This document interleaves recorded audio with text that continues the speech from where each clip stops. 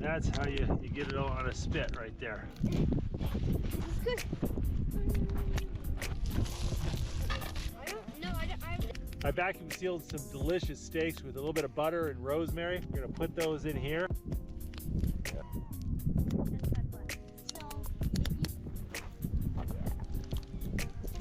Nathan's rabbit's so fat, it's taking forever to cook over the fire. I think we're gonna go stew it.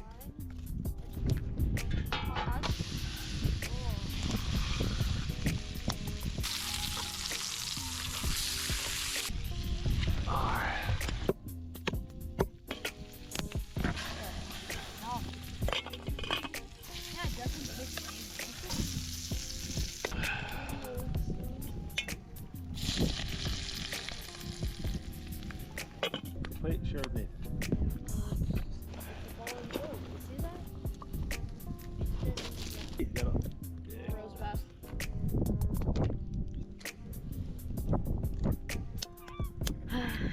You guys pretty full?